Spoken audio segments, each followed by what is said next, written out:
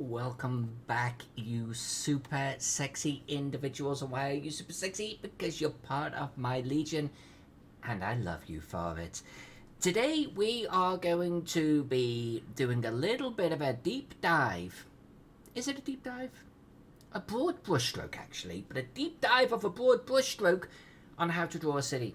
And what I mean by that is, we've spent a little bit of time talking about how to draw marketplaces, how to draw warehouses, temples, little monuments or bigger monuments. We spend a lot of time doing that. But the truth is that while there are, I'm going to call them these points of interest in your town or city, it's not all points of interest, right? There's a lot of regular buildings, or shall we call them the nondescript buildings.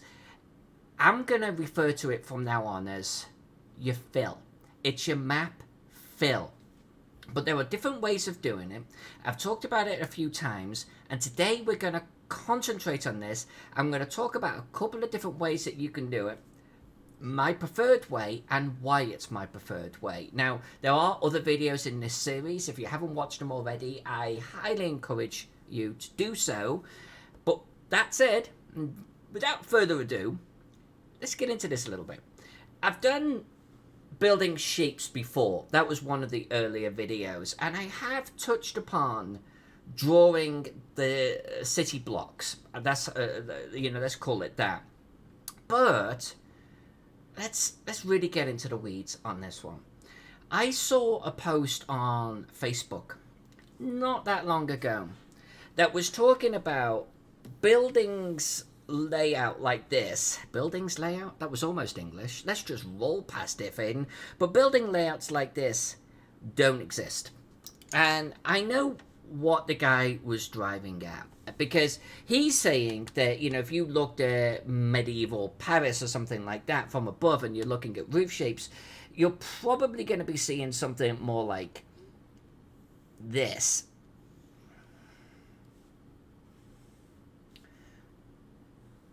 Let's just do the whole thing. I'm going to keep it semi-rough right now. And, okay, I guess might be right, but I would want to add a lot of roof decoration to that, right? Now, on the plus side, if you do your building or block shapes like that, then depending on the era that you're drawing for, you could get certainly a medieval feel, an old feel. You could get the modern feel just by drawing little tiny sort of air conditioners and things like that on the rooftop. You could get a little sort of separation of roofs and such, and very, very quickly get that modern look. But I don't draw that way. Not entirely. I'm a huge advocate that our buildings, our neighborhoods are actually more like this. Let's break them up a little bit. That have got an alleyway here. And maybe they've got a little back alley right here. And maybe a building that is this, and another building like this, and another building like this, and another building like this. When viewed from above, yes, could look like that. Or, equally, could be something like this. I'm going to try and remember what I just drew right there. In fact, let me just cut this back just a little bit right here.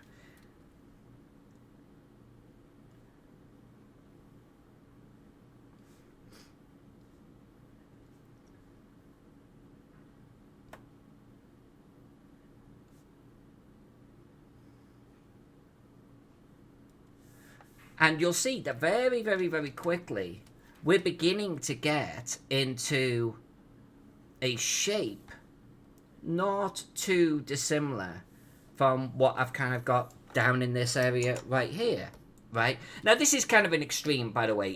This kind of lacks soul, it lacks flow, and that's because I was demonstrating taking the same shape over and over and over and actually making it look very different. Go watch that video if you haven't already.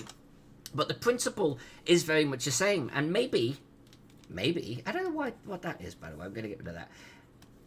Maybe there's actually, you know, a building, a little bit of an alleyway right here, like so. And we do this, like this.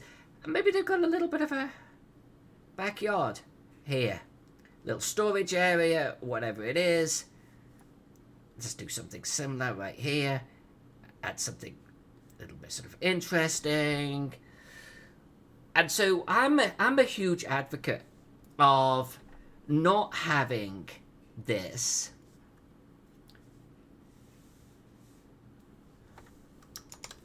but rather breaking it up. Little suggested doorway. Let's do an interesting shape right here, like so. I'm doing basically the same shape here, but I'm making them separate.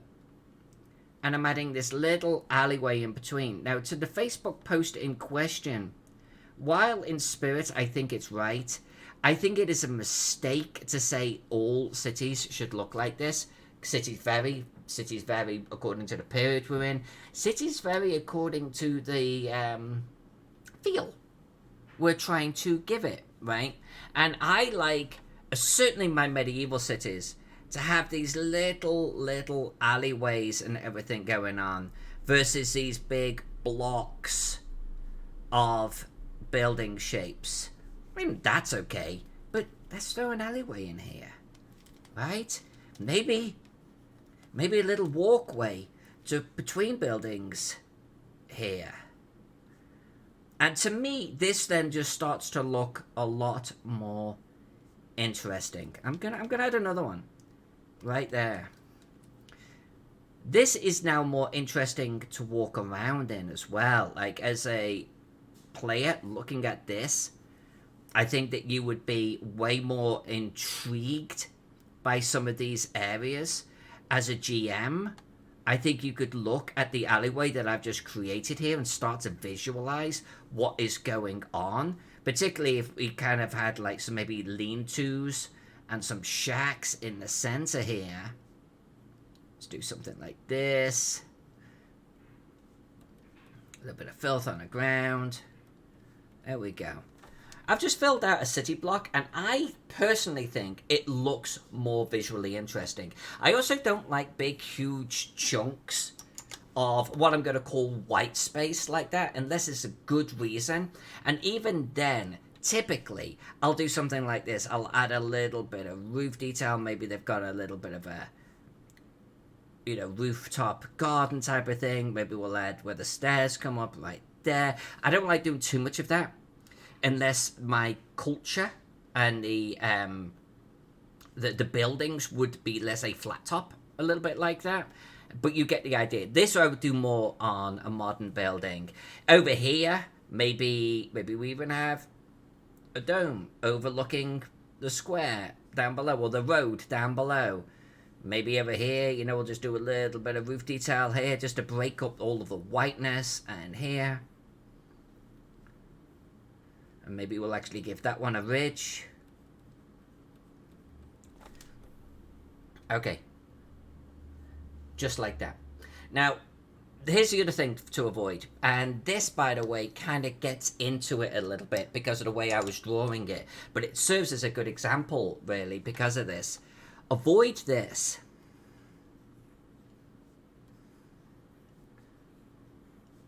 What am I doing here? I'm just drawing the same shape over and over and over, overlapping them.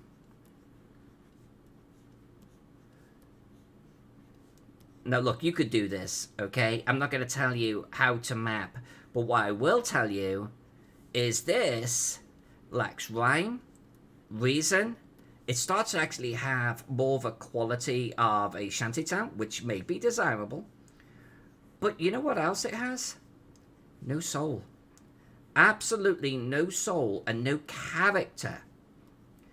Yes, I'm drawing a lot of squares, but they don't really have that fun factor, right? They don't have that sense of wonderment and want of exploration.